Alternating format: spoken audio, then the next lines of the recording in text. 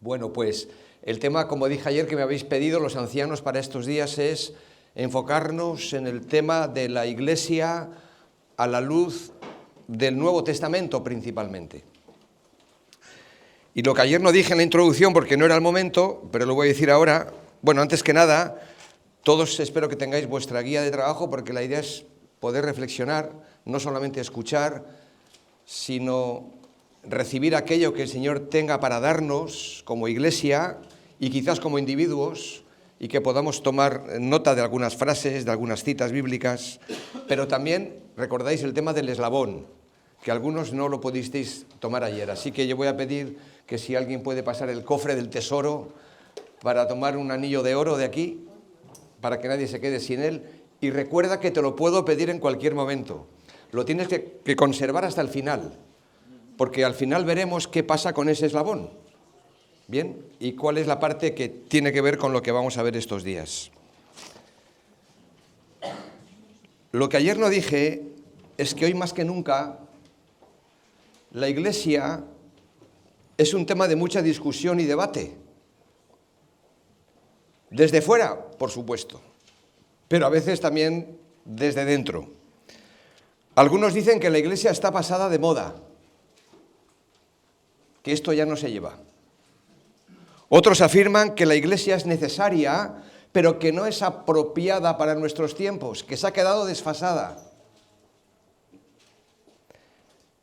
La Iglesia no puede seguir así, dicen aquellos que claman por una renovación o incluso una revolución. Todos estamos de acuerdo de que la sociedad ha cambiado mucho. Y el modelo tradicional de iglesia también ha cambiado. Hoy día ya muchos optan por no asistir a ninguna. Y en el mejor de los casos lo hacen por internet con su iglesia a la carta. Pero otros que asisten o asistimos a la iglesia tampoco, muchos de ellos viven comprometidos con ella. Pero más allá de las estructuras eclesiales y de los distintos modelos que vamos a ver estos días, la Iglesia es importante porque Dios da importancia a la Iglesia. Ya solo por esto estamos aquí. Dios da importancia a la Iglesia. El plan que Él mismo se había propuesto llevar a cabo desde la eternidad. Efesios 1:10, de reunir todas las cosas en Cristo, así las que están en los cielos como las que están en la tierra. Y el medio para llevar a cabo este plan no es otro que la Iglesia de Jesucristo. No es una institución religiosa, no es un partido político, no es un asunto económico, sino la Iglesia de Jesucristo. Y si tomamos nota de esto, tenemos que reconocer que tenemos un papel más importante que el presidente de la nación, porque estamos representando a Cristo como embajadores suyos y como iglesia suya. Así que nunca ha sido fácil ser cristiano, nunca, y menos aún ser iglesia. Pero los creyentes estamos unidos, no solo por nuestro compromiso con Jesucristo, sino con nuestro compromiso con la Iglesia de Jesucristo. Y cuando uno se entrega a Cristo, se entrega también a su Iglesia. Porque Cristo la amó y se entregó a sí mismo por ella. Efesios 5:25. Pero amar no es lo mismo que gustar. La Iglesia no siempre nos gustará tanto como quisiéramos, pero la tenemos que amar.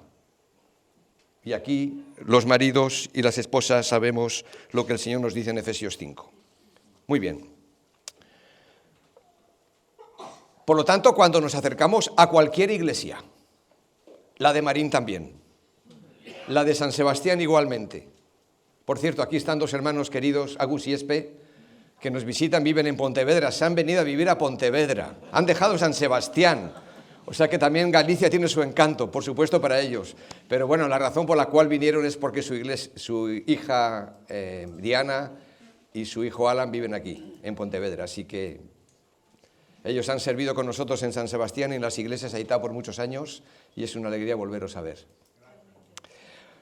Así que nos encontramos con la imagen de una iglesia brillante y desconcertante a la vez. No importa qué iglesia sea. Allí donde vas, te vas a encontrar con una iglesia brillante y desconcertante. Por un lado, lo que vemos en la Escritura es el retrato de una iglesia real, con su riqueza y su belleza, pero también con sus contradicciones y paradojas, con sus manchas, con sus arrugas y con sus verrugas. No tenemos que ir muy lejos para ver esta doble realidad en lo que es el modelo de esta mañana. El modelo de una buena iglesia, de la iglesia madre de Jerusalén. Hechos capítulo 2, podemos ir ahí. De la iglesia madre de Jerusalén, donde se encuentran todas nuestras raíces espirituales y donde tiene lugar el origen de todas las iglesias. Así que en la guía que tenéis de trabajo comenzamos, como no podía ser de otra manera, con el modelo de la iglesia de Jerusalén.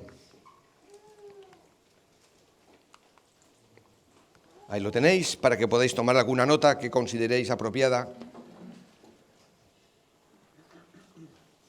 Y vamos a leer en Hechos capítulo 2 un texto, una porción tan conocida como los versos del 41 al 47. Y lo leo en la versión Reina Valera del 60, que dice así: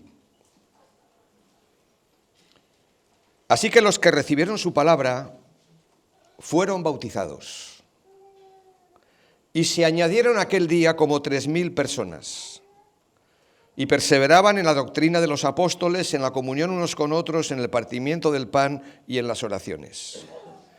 Y sobrevino temor a toda persona, y muchas maravillas y señales eran hechas por los apóstoles.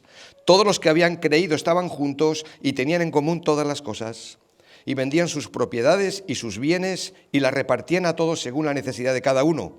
Y perseverando unánimes cada día en el templo y partiendo el pan en las casas, comían juntos con alegría y sencillez de corazón, alabando a Dios y teniendo favor con todo el pueblo, y el Señor añadía cada día a la iglesia los que habían de ser salvos. Señor, tu palabra es verdad, santifícanos en tu verdad. Bendice tu palabra. Amén. ¿Cuáles fueron las razones para que esta iglesia modelo nos sirvan también a nosotros de modelo? Lo que notamos cuando leemos el libro de los Hechos es que la iglesia crecía de dos maneras al mismo tiempo. Por un lado, crecía en número. Si tenemos en cuenta las 3.000 personas que se convirtieron con el primer discurso de Pedro, con las 4.000 más las 5.000 que se añadieron después, aquí tenemos una mega iglesia. Hablaremos mañana del fenómeno de las mega iglesias, como modelos que encontramos ahí. Pero aquí tenemos una mega iglesia, la de Jerusalén. Para España, la iglesia de Marín, pues casi es una mega iglesia, una iglesia muy grande. Y vemos que la iglesia de Jerusalén crecía de dos maneras al mismo tiempo, como digo. Crecía en número, pero también crecía en madurez espiritual. Crecía en la palabra del Señor, en el conocimiento de Cristo, crecía en el servicio, en la comunión, en la adoración, en la alabanza. Crecía de muchas maneras. Pero es que también crecía el número de discípulos. Dice Hechos 6:7 que la palabra del Señor crecía y el número de discípulos se multiplicaban. Pero notad que también crecía el número de iglesias locales en otros lugares, porque las iglesias eran confirmadas en la fe y crecían en número cada día, Hechos 16:5. Notamos que también crecía el espíritu de armonía y unidad que había entre todas ellas. Leo en Hechos 9:31 que las iglesias, en plural, tenían paz y eran edificadas andando en el temor del Señor, fortalecidas por el Espíritu Santo. Pero es que además el crecimiento seguía. Aumentaban el número de ancianos y pastores en las diferentes congregaciones. Leo así, en Hechos 14:23, constituyeron ancianos en cada iglesia y habiendo orado con ayunos les encomendaron al Señor en quien habían creído.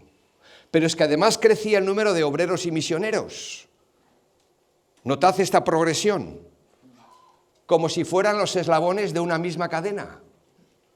No es solamente un crecimiento numérico, es un crecimiento espiritual, es un crecimiento en el número de discípulos, es un crecimiento en el número de ancianos y pastores para establecer y cuidar las iglesias. Era también un crecimiento en obreros y misioneros. Y nos preguntamos, ¿dónde están ahora? En el texto de Hechos 13:2, que hablaremos estos días, apartadme a Bernabé y a Saulo para la obra que los he llamado. Y es que además crecía el testimonio de esta iglesia local hacia afuera. Leemos así en Hechos 2:46-47. Tenían favor con todo el pueblo. Como resultado de todo esto, el Señor añadía cada día a la iglesia los que habían de ser salvos. Ahora, venimos a nuestro contexto de Europa, de España, de Galicia, del País Vasco. ¿Y qué es lo que notamos? Que muchísimas de las iglesias no están creciendo. Y cuando uno no crece, decrece. No es que se quede igual, es que viene a menos. Las iglesias no están creciendo, por regla general. El liderazgo está envejeciendo. Y no hay tantos hombres dispuestos a tomar lo que es una asignatura pendiente en nuestras propias asambleas, el relevo generacional, del que insistí bastante en el retiro de hombres de valor, ya que era un encuentro de hombres. Había que poner el acento en la responsabilidad que tenemos los hombres de asumir el relevo generacional. Así que aquí tenemos todos una asignatura pendiente, pero el modelo de la iglesia de Antioquía, de Jerusalén, nos tiene que ayudar y nos tiene que animar. Vamos a ver cómo fue posible, por la gracia de Dios, que esta iglesia local, naciente, que sería la madre de todas las demás iglesias, pudo experimentar a su medida, nosotros a la nuestra, pero los principios son los mismos. No hablamos de metodología. Y no digo que no hay que tenerla. No digo que no haya que tener un plan, una estrategia, una manera de hacer las cosas. Sí, pero no es la metodología. Son los principios. Y los principios son estos, salen del texto bíblico. El primero de ellos, había en esta iglesia una enseñanza poderosa. Versículo 42 afirma que los creyentes perseveraban, se mantenían fieles en la doctrina de los apóstoles. Así que la primera característica de una iglesia no perfecta, pero sí saludable, es la de un grupo de creyentes que juntos, en diferentes esferas, en las casas, en la iglesia, en los grupos de discipulado, estudian las Escrituras. Ahora, esta enseñanza que yo llamo poderosa, porque el texto dice que perseveraban en la doctrina, esta enseñanza debe afectar a todas las áreas del ser humano y debe apelar, siempre que se abran las Escrituras, debe apelar a la mente y al corazón, al alma y al espíritu, a la voluntad y a los sentimientos, a la reflexión y a la acción. Cuando una enseñanza poderosa con la palabra se presenta y se explica, como luego veremos, guiada por el Señor, por el Espíritu, cuando la mente asimila la verdad de Dios y la entiende, así que tiene que apelar a la mente, cuando la mente asimila la verdad de Dios, entonces los sentimientos se encienden, no al revés. No es apelar a los sentimientos, es apelar al conocimiento sano de la palabra.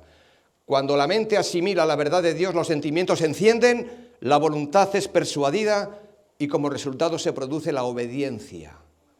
Pero esta obediencia no es externa, basada en la ley, de que te dicen lo que tienes que hacer. Y si no lo haces, castigo. No, es una obediencia interna.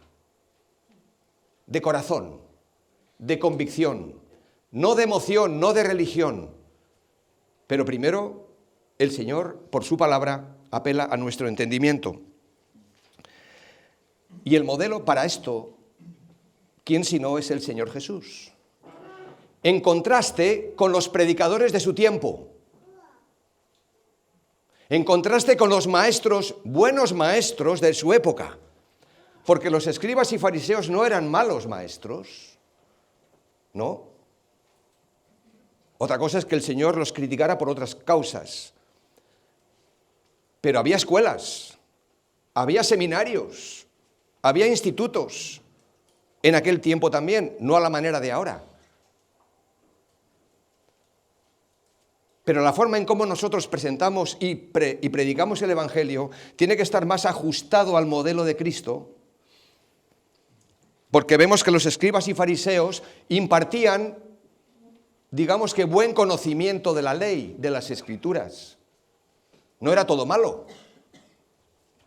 No. Eran buenos maestros, tenían sus escuelas y compartían buen conocimiento. No todo era bueno, pero impartían buen conocimiento. Pero el Señor Jesús es que además del buen conocimiento que impartía, transmitía comportamiento.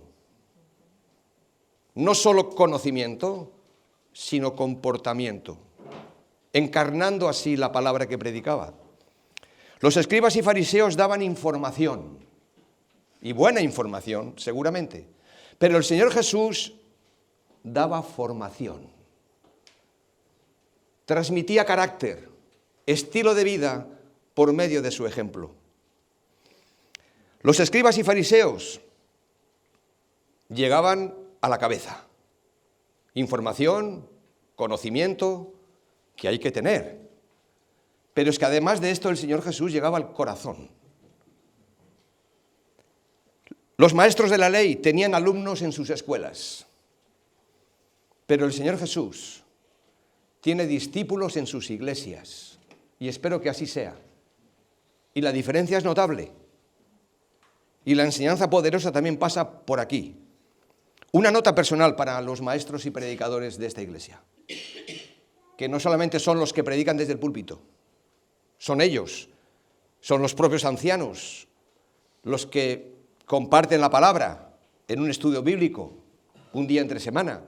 Pero también esto es para los maestros y maestras de la escuela dominical, para los que tenemos responsabilidad de enseñar las Escrituras en un discipulado personal. Así que una nota personal para todos nosotros. Y es que quisiera poner el acento en la enseñanza y en la predicación que debe nutrir la dieta regular de la vida de la Iglesia, que es la presentación ordenada de las Escrituras, la presentación expositiva del texto bíblico. Dejar hablar a la Biblia, sin olvidarnos de cómo el Señor Jesús transmitía también comportamiento, o sea que todo va junto. Alcanzando a las personas a la hora de transmitir nosotros el Evangelio según sus edades y según sus necesidades.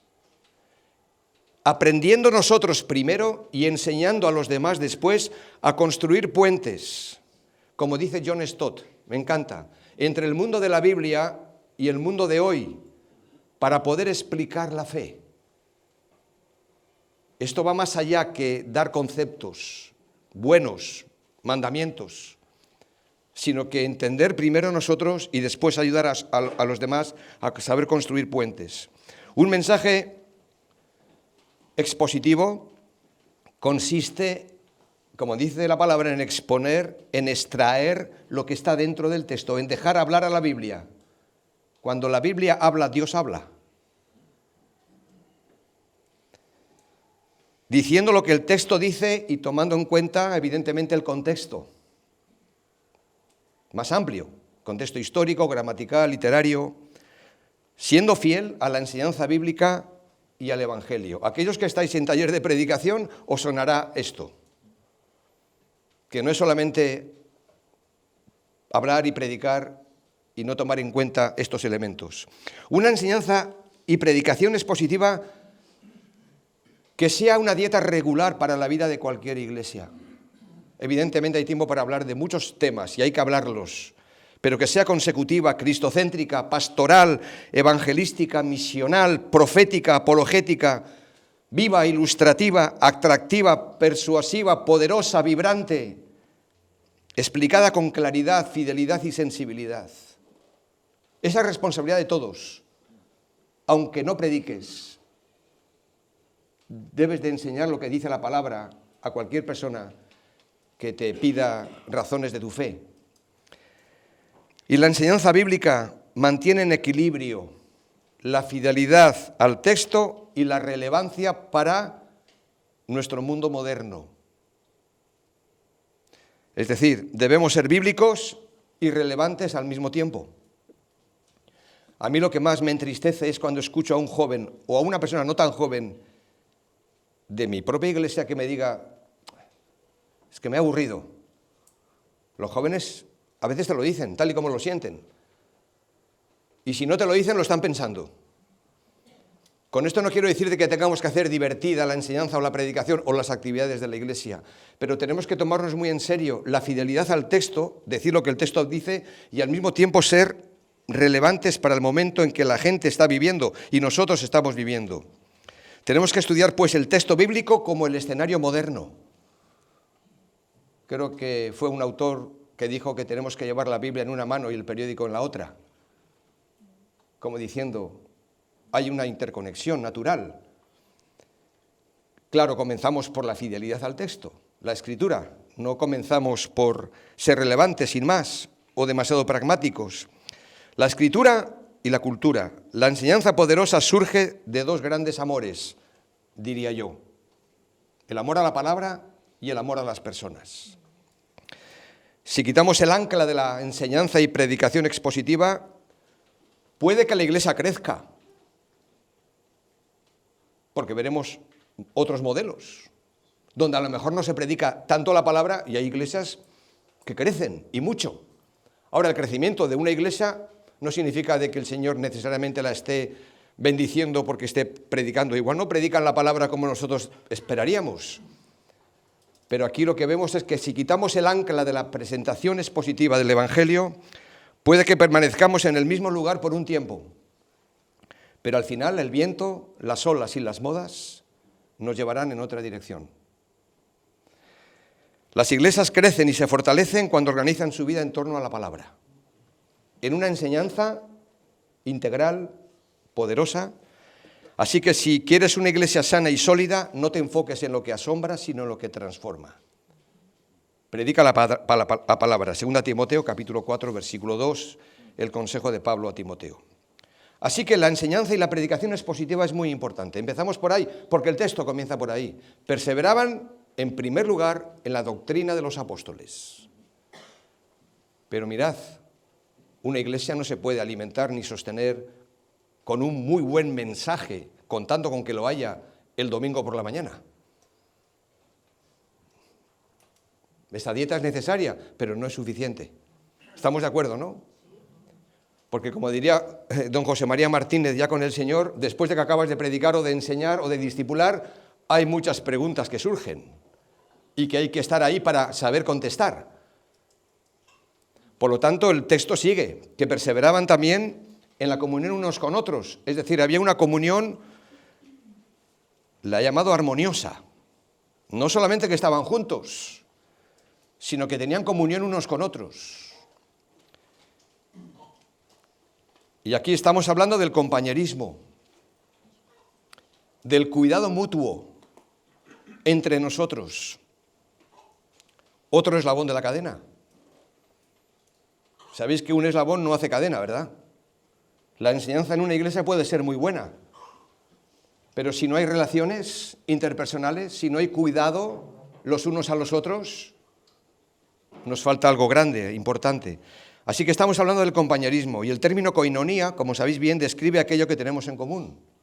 Y lo que tenemos en común, si no todos, casi todos los que estamos aquí, es lo que somos y tenemos en Cristo. Eso es lo que tenemos en común. A menudo digo a mis hermanos de la iglesia, oye, ¿sabes que yo no os he escogido a vosotros, ni vosotros a mí? Yo que he sido un aficionado y sigo siendo aficionado al senderismo, a buscar setas y castañas en el tiempo del otoño, ahí en el País Vasco, igual que aquí en Galicia, y que estuve formando parte de una sociedad de caza y pesca cuando era chaval, era por afinidad, por gustos, pero la Iglesia no funciona así. Y qué maravilloso es saber que el Señor nos ha unido en un solo cuerpo y que lo que tenemos en común no lo podemos encontrar en ningún otro grupo humano. Aunque tengamos afinidades con muchas personas y a lo mejor no tantas con la propia Iglesia. No estamos aquí por afinidad, no estamos aquí por amiguismo, ni tan siquiera por amistad, aunque hay que ser amigos. Estamos aquí porque el Señor nos ha unido en un solo cuerpo y eso hay que cuidarlo. A veces digo a mis hermanos, ¿tú amas a tu familia? Y la respuesta es obvia, naturalmente. Estoy dispuesto a dar mi vida por ella, por mis hijos, por mis nietos, por mi esposa, mi marido. Estoy dispuesto a sacrificarme. ¿Quién no lo va a hacer en términos generales? Ahora, si la Iglesia es una familia, que es uno de las metáforas que pone el Nuevo Testamento, ¿hay alguien aquí que quiera hacer daño a su familia? No. No. Nadie quiere hacer daño a su familia. Y yo no quiero hacer daño a mi hermano, que eres tú, ni mi hermana. No quiero hacerte daño. Pero tú tampoco me quieres hacer daño a mí y hacer daño a tus hermanos. Por lo tanto, esto lo tenemos que cuidar con guantes de seda. La comunión guarda una estrecha relación con la comunicación. De donde viene la raíz, la comunicación de la comunión, que incluye el hecho básico de hablar y escuchar.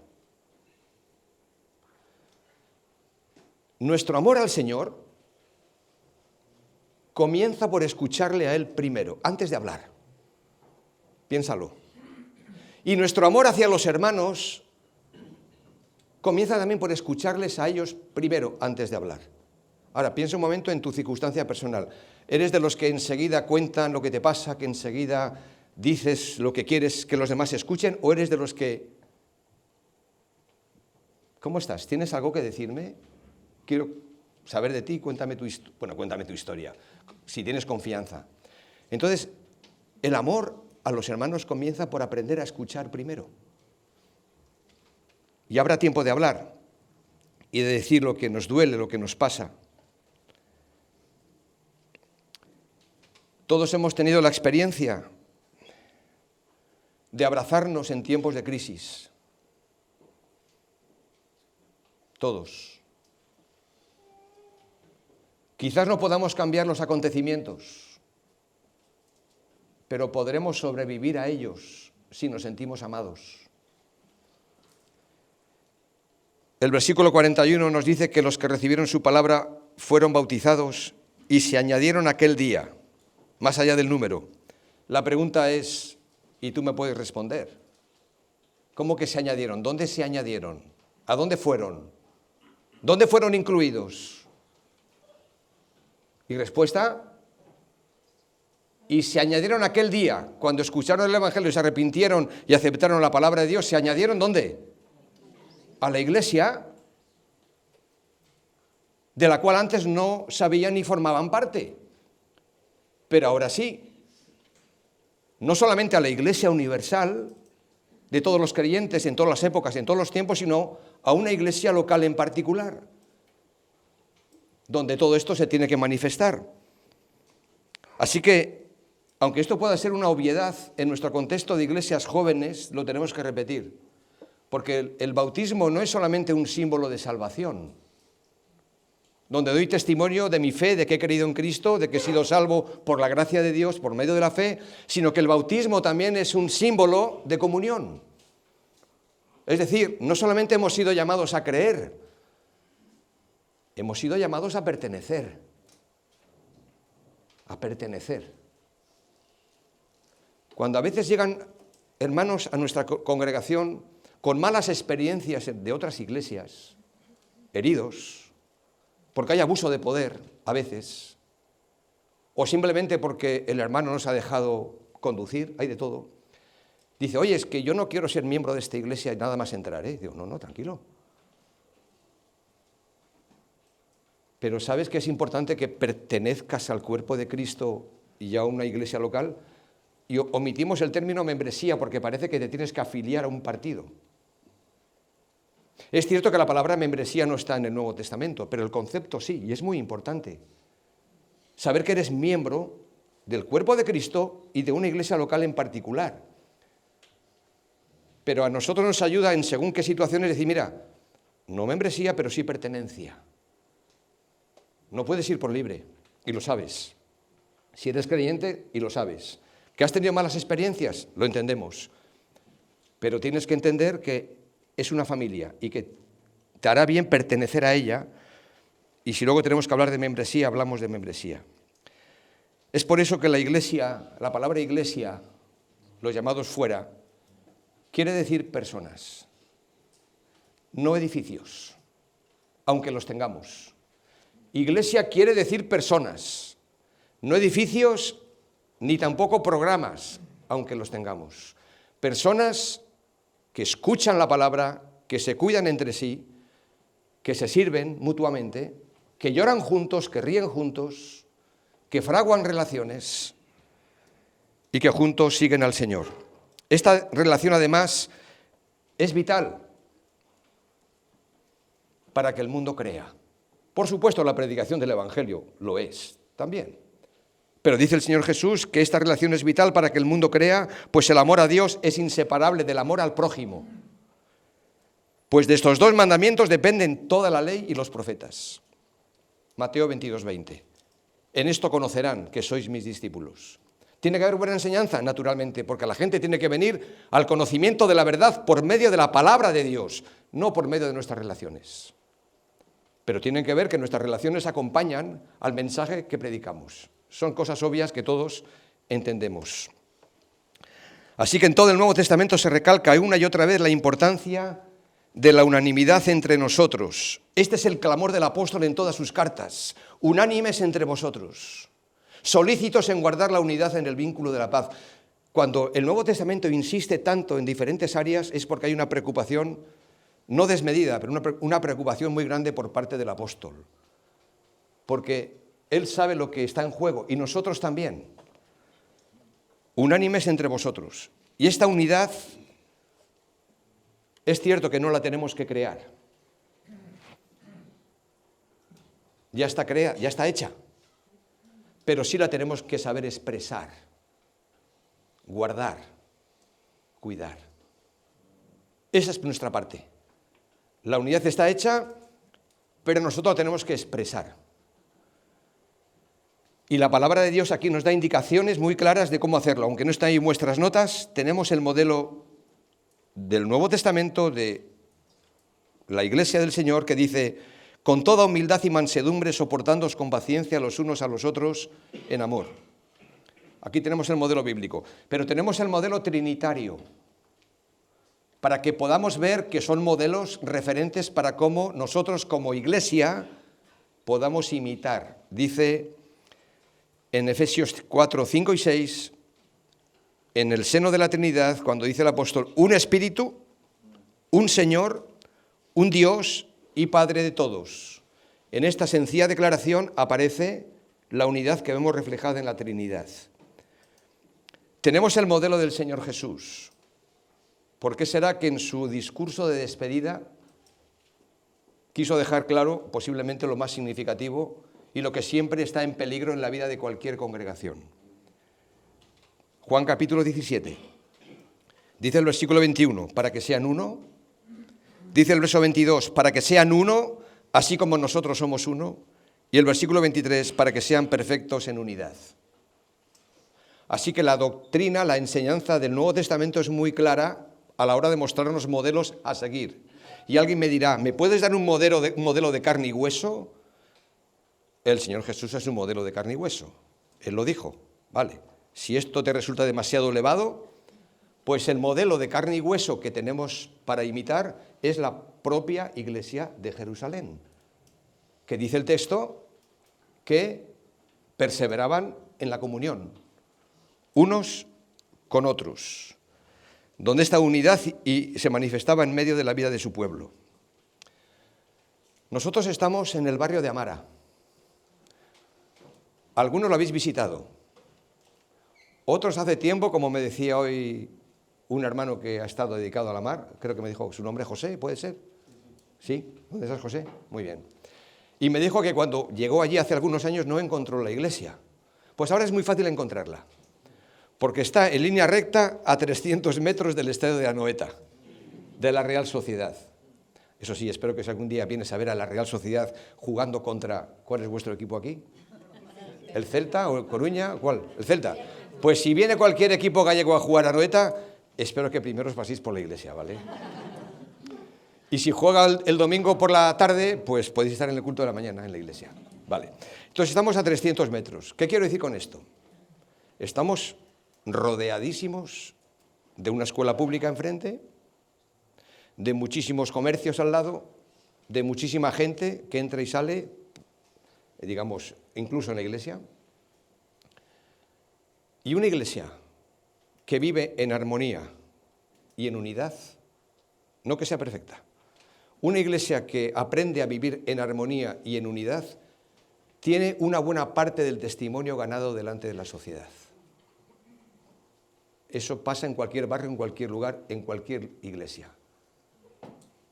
Repito, si aprendemos cada vez a avanzar en esta dirección, en vivir en armonía y en unidad, tendremos una buena parte del testimonio ganado delante de la sociedad. Con esto no quiero decir de que solo eso es importante, pero esto es importante. Quiero hablar brevemente, no está en la pantalla, en vuestras notas tampoco, por eso hay una hoja en blanco, porque este es un momento en la Iglesia del Señor, por lo menos en España, y entre las asambleas, muy crítico, delicado.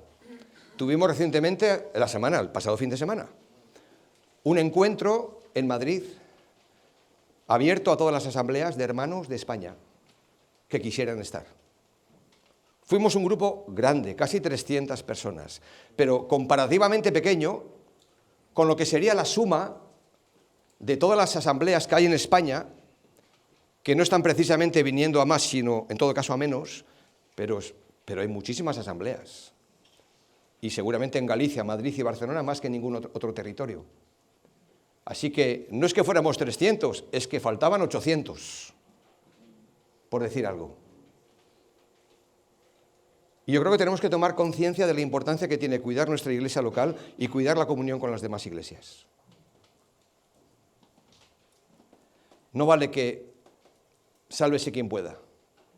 No, a mí me va bien, a mi iglesia le va bien. No, porque si a mis hermanos no les va bien, a mí me va mal. Y creo que tenemos que aprender a identificar, esta es la parte más delicada del tema de esta mañana, y no tenéis por qué estar de acuerdo. Esto sería un tema más, iba a decir extrabíblico, no, porque también veremos textos que apoyan esto que voy a decir. Pero hay mucho en juego en este momento en la historia de nuestro pueblo. Las asambleas, que fue un movimiento, un despertar misionero, centrado en la palabra, donde han surgido, y aquí tenéis ejemplos, maestros, buenos maestros de la Escritura, que os han edificado por años, que se han tomado en serio la revelación, la autoridad de la palabra, que no le han quitado ni añadido nada que pudiera dañarla. Pero llega otra generación, llegamos otras generaciones, y tenemos que continuar todos esos buenos modelos que hemos recibido. Pero hay peligros. Si no somos capaces de identificarlos, vamos a desviarnos de la ruta.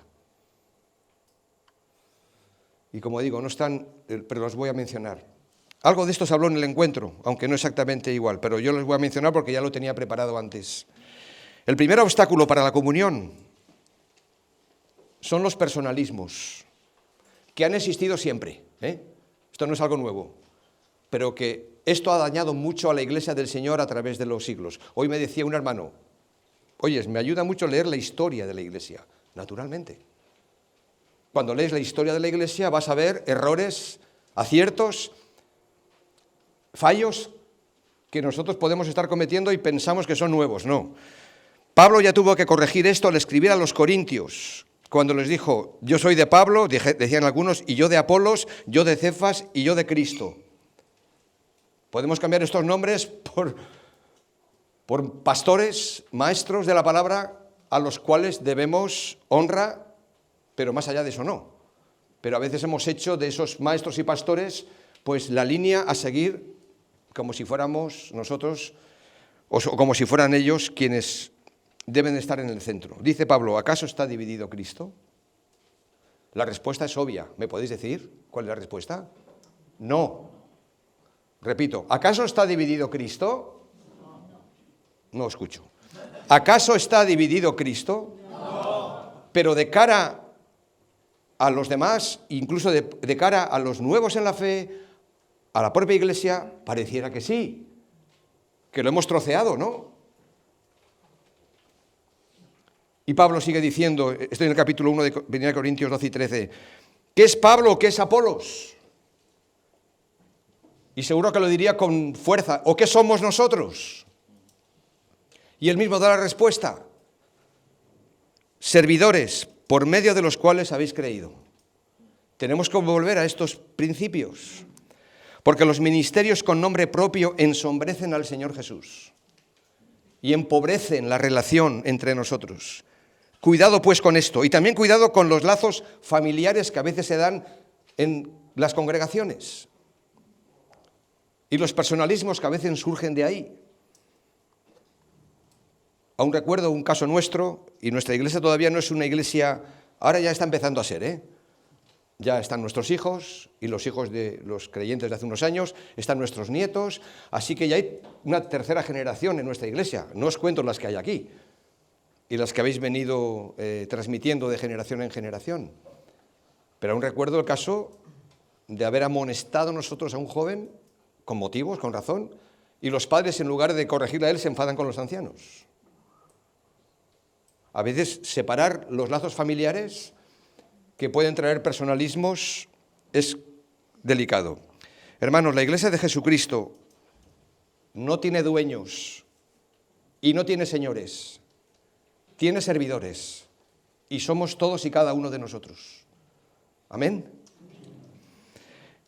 Si el personalismo o los personalismos es un obstáculo para la comunión, el segundo obstáculo que quiero destacar es el legalismo. Los legalismos. En un solo versículo, Mateo 16:6, Cristo nos advirtió, en un solo versículo, por un lado, de la levadura de los fariseos y de la levadura de los saduceos. En un solo versículo, Mateo 16:6. En cuanto a la levadura de los fariseos, estos, que podían ser buenos maestros, formados, preparados en buenas escuelas de teología de su tiempo, eran celosos guardianes de la ley. Y lo tenemos que ser, pero cuidado, su celo no estaba en el espíritu de la ley, sino en la literalidad de la ley. Y eso los mataba, y nos mata a nosotros, introduciendo, por tanto, sus propios mandamientos, sus propios conceptos, dándoles carácter de doctrina y generando divisiones y contiendas entre los hermanos. Ay, perdón. Uy, va, ya. A ver. Pues sí que me he ido muy lejos yo. Es que es muy sensible este aparato. Es que si os adelanto ya esto... Vale, perfecto. Anda, que lo que nos espera va a ser bueno, espero. Bueno, el tema que los ancianos me dieron está en el medio de mi corazón. Mi esposa y yo somos obreros de campo, para que nos entendáis. El Señor nos ha permitido formarnos y aún nos seguimos formando en las Escrituras, pero somos gente de campo, de iglesia, de estar con la gente, de ver cómo llevar la palabra a los corazones de la congregación y de los amigos y hermanos que nos visitan, que son muchos, por la gracia del Señor. Entonces, el legalismo es muy peligroso, porque introduce sus propios conceptos, a veces sus propias interpretaciones, y hacen ley de eso. El otro extremo, la levadura de los saduceos, mismo versículo, Mateo 16:6, el relativismo. Si el legalismo es un peligro que mata, también lo es el relativismo. Y esto también lo estamos viendo en pastores, en iglesias, donde la Biblia ha dejado de ser normativa para ser solo, orientativa, donde se cuestiona la inerrancia, la infalibilidad, la inspiración de las Sagradas Escrituras. Por eso Cristo nos habló de la levadura de los saduceos, que era el sector liberal en los tiempos de Jesús. Y hoy también los tenemos. Siempre han estado ahí. Y estos negaban la autoridad de las Escrituras y otras doctrinas fundamentales como los milagros, lo sobrenatural o la resurrección del cuerpo, despreciando así las verdades bíblicas y creando también un espíritu de división.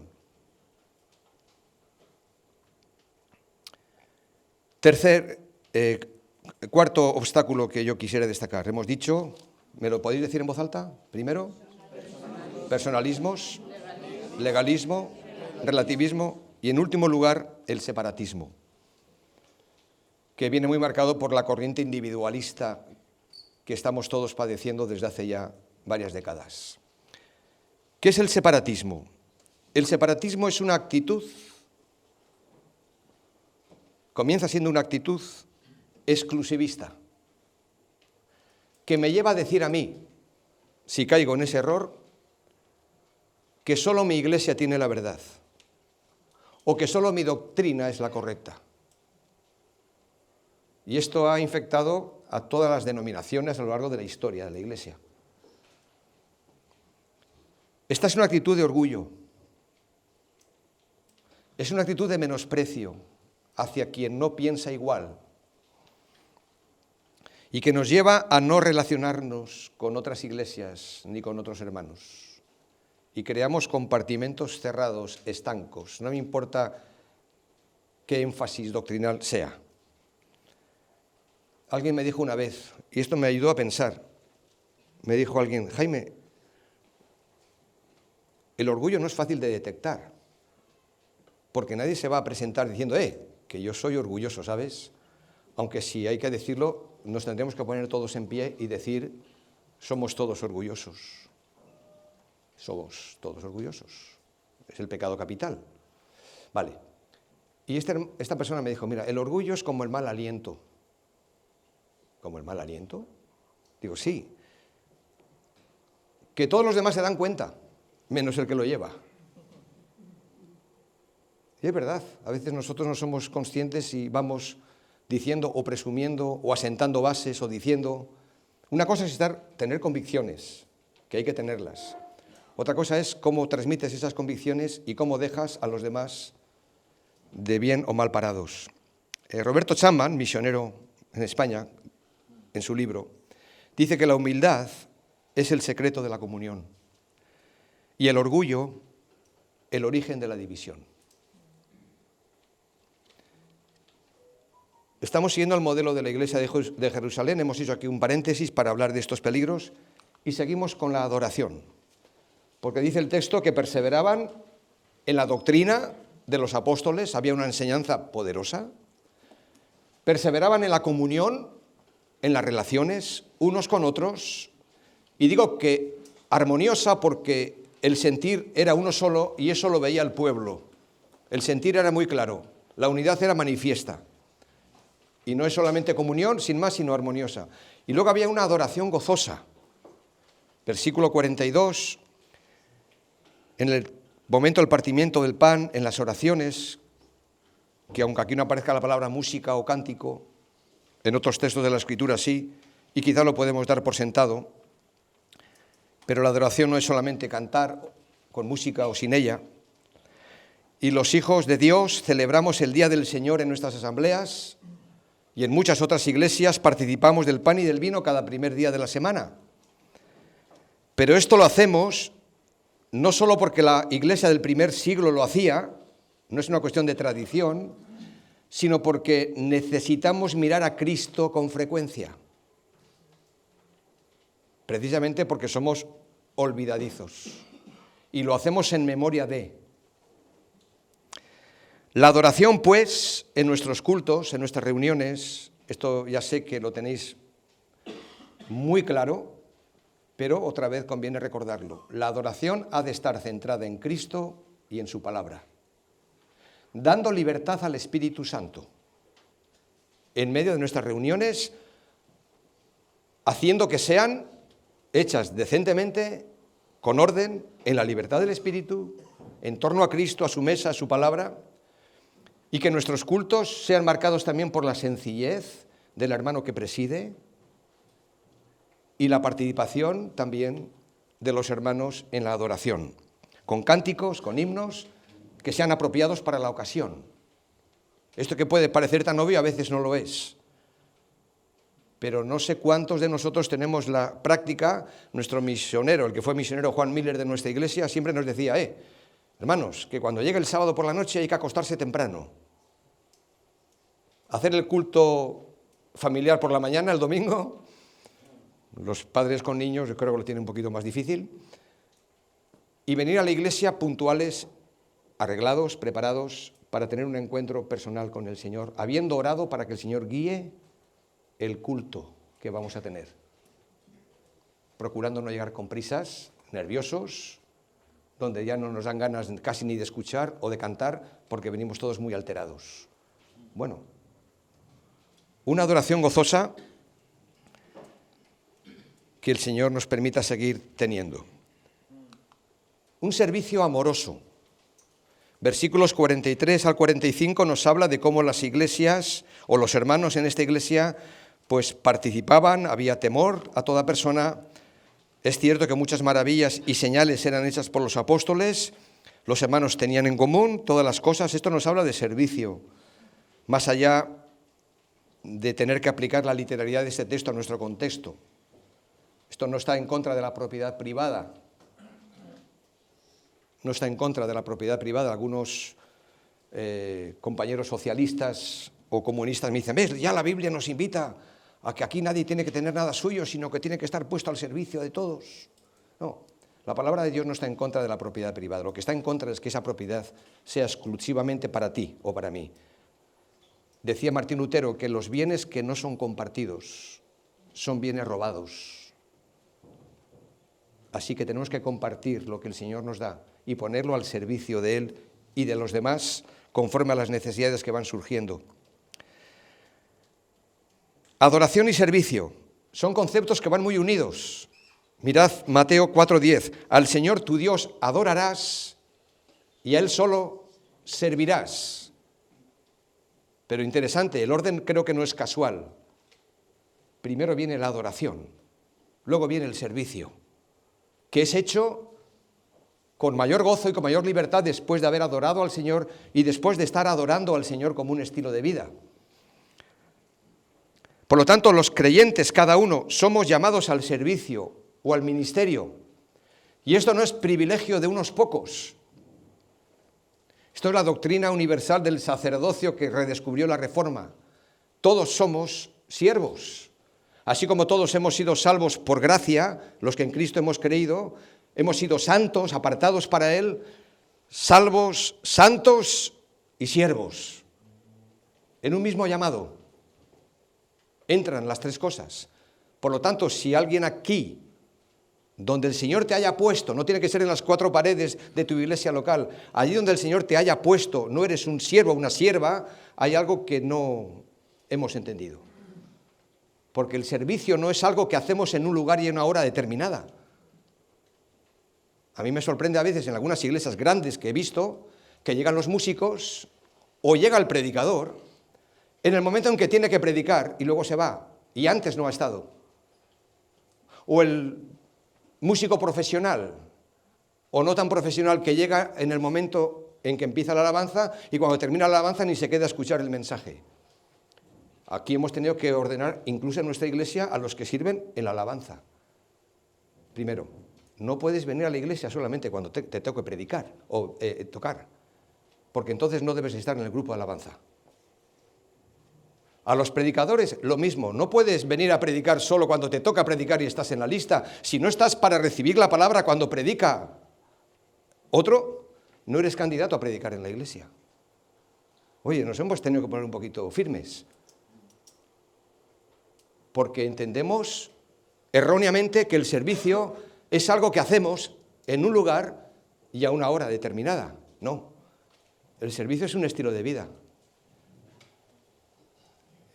Julio está aquí y Chelo, Timoteo y Elena.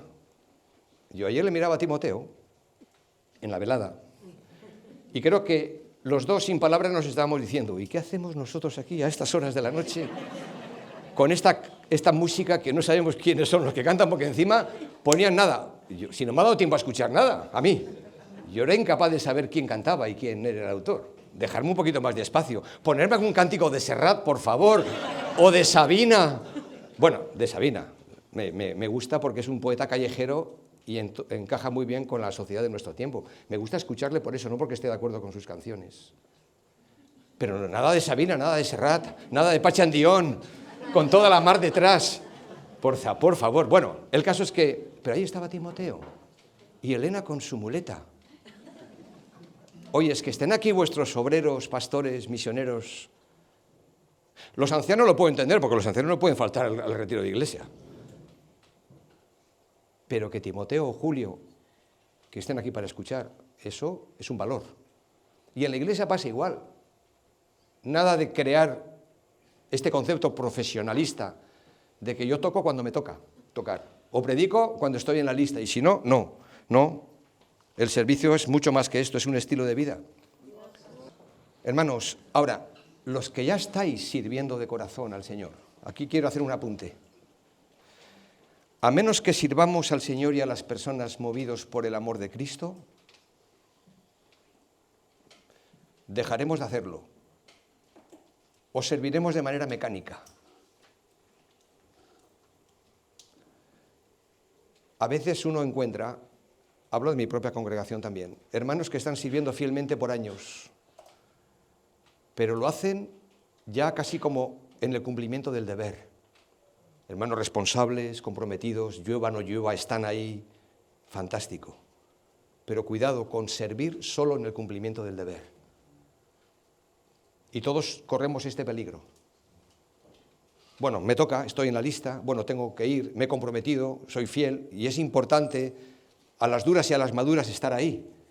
Pero a menos que sirvamos al Señor con el gozo que Él da, por amor a Él, a los hermanos, si no abandonamos la tarea, que puede ser que abandonemos porque nos secamos y nos quemamos o nos podemos quemar, podemos también hacerlo de manera mecánica. Y eso no ayuda, ni a ti y a mí, ni a quien recibe el servicio. Donde a veces hasta podemos escuchar una mala respuesta. Aprovecho para decir que nos haríamos bien si aplicáramos también eso de ser agradecidos al Señor en todo, pero también a los que nos sirven constantemente, diariamente. No sé cuándo fue la última vez que le dijiste al que se ocupa de la limpieza, sé que hay grupos de limpieza en Marín, ¿puede ser? Vale. Habrá un responsable de cada grupo, no lo sé, quizás. O sea, vete a la persona que sirve en cualquier área y dile gracias por tu tiempo, por tu servicio y ser agradecidos. Con esto no quiero decir de que uno tenga que esperar la palmada en el hombro y si no, no sirvo, no. Pero una cosa no quita la otra. Solo el amor a Cristo y a nuestros hermanos nos dará la fuerza para este servicio amoroso. ¿Y dónde pensáis que podemos terminar en este modelo de la Iglesia de Jerusalén? Pues terminamos con una evangelización contagiosa. Notad que la evangelización, otra vez, no es un programa del calendario de la Iglesia, que no digo que no haya que programar actividades evangelísticas, yo creo que todas las iglesias lo tienen, está bien, pero la evangelización, igual que el servicio, pues es un estilo de vida, que allí donde vamos, damos testimonio de quiénes somos y de lo que hacemos. Y el Señor añadía, dice el texto, cada día a la iglesia los que habían de ser salvos. Y este es un texto de mucho consuelo para nosotros, que estamos ahí en la obra. porque nuestra labor no la podemos hacer depender de nuestros métodos o estrategias. El sembrador sale a sembrar y una parte de la semilla cae en buena tierra, pero en teoría se pierden tres cuartas partes. Hay mucho esfuerzo, hay mucho empeño, hay mucha inversión de tiempo, de dinero. Así que la evangelización, como digo, nunca la tenemos que ver como una actividad o programa a realizar dentro del calendario de la Iglesia, sino como un estilo de vida. Leo una cita de Samuel Escobar que me hace mucho bien. Él dice: la alegría de compartir el Evangelio va precedida de la alegría de vivirlo. Antes que evangelizar, hay que vivir. Vivir en Jesucristo, vivir con Jesucristo y vivir como Jesucristo. Se necesita, pues, que la evangelización sea una parte del testimonio integral en el cual hay honestidad y vida comunitaria en amor fraternal.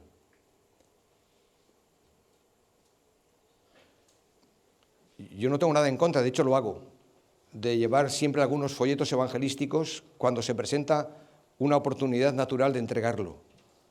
No al buen tuntún, sino, oye, es apropiado. Y generalmente suelo llevar 2, 3 diferentes, ¿vale? Pero esa persona que entrega el Evangelio o que entrega un folleto, es que no va por su cuenta. Forma parte de una iglesia. Aunque esté solo en su lugar de trabajo o nadie más sepa lo que está haciendo. De tal forma que cuando esa persona a la que tú compartes un día viene por la iglesia, pues ve un cuadro mucho más grande, que es el testimonio de una familia. Y eso sí impacta mucho. Igual no va a impactar tanto tu testimonio personal, que puede ser importante, un primer paso, sino el testimonio de la vida de la iglesia. Billy Graham dijo: no creo en la evangelización de masas. Vaya. Dice, no creo, dijo él, en la evangelización de masas, sino creo en masas de creyentes evangelizando. Bueno, ya sé que es una palabra que rima, pero me hace pensar. Y las Escrituras apuntan a la importancia y la necesidad de evangelizar y trabajar para el Señor como algo propio de los que labran la tierra para después recoger la cosecha. El Salmo 126 dice en los versículos 5 y 6 que los que siembran con lágrimas cosecharán con gritos de alegría. Lloran al ir sembrando sus semillas, pero regresan cantando cuando traen la cosecha. Y aquí vemos un magnífico retrato de nuestra labor presente y de nuestra recompensa futura, que el Señor la dará. Tú siembras con lágrimas, educas a tus hijos pequeños con lágrimas y les compartes el Evangelio. Sirves en tu iglesia local, a veces con mucho sacrificio, con lágrimas. Te esfuerzas al máximo en el cumplimiento de tus tareas. Lo haces en medio muchas veces de la aflicción, la soledad, la tristeza, el dolor, donde parece que nadie lo nota. A los padres que tienen niños pequeños, que no desfallezcan, que sigan trabajando. El fruto llegará en la vida de esos niños cuando tomamos el tiempo, la energía para compartirles la palabra y pasar tiempo con ellos. No desfallezcáis. Los obreros, pastores, ancianos, no desfallezcamos si no vemos el fruto que nos gustaría ver en una sociedad complicada y difícil. Parece que no hay resultado visible, pero al final la recompensa es maravillosa y el Señor sabe cuándo, cómo y de qué forma darlo. Y termino. Los pueblos y ciudades de nuestro país son cada vez más difíciles de alcanzar, por lo menos el pueblo vasco. Pero creo que en Europa todos los pueblos. Y en Galicia también. Las barreras políticas, lingüísticas, religiosas, culturales son cada vez más complejas. Pero no nos olvidemos de la recompensa ni de la promesa que tenemos. Así que no nos cansemos de hacer el bien, porque a su tiempo segaremos si no desmayamos. Gálatas 6:9. Así que, hermanos, estad firmes y constantes, creciendo en la obra del Señor siempre, sabiendo que vuestro trabajo en el Señor no es en vano. Aquí tenemos un cuadro, no tan completo como me gustaría trazarlo, del modelo de la Iglesia Madre, que creo que es un buen modelo a seguir por nosotros. Que no nos desviemos de la ruta, de estos aspectos que hemos destacado aquí y que claramente salen del texto bíblico que hemos considerado, aunque el libro de los Hechos nos presenta, como veremos esta tarde, más variantes cuando hablemos de otra iglesia que también es modelo, la iglesia de Antioquía. Así que vamos a tener un momento de silencio ahí donde estás, inclina tu rostro. Ahí donde estás, inclina tu rostro. Y vamos a darle gracias al Señor.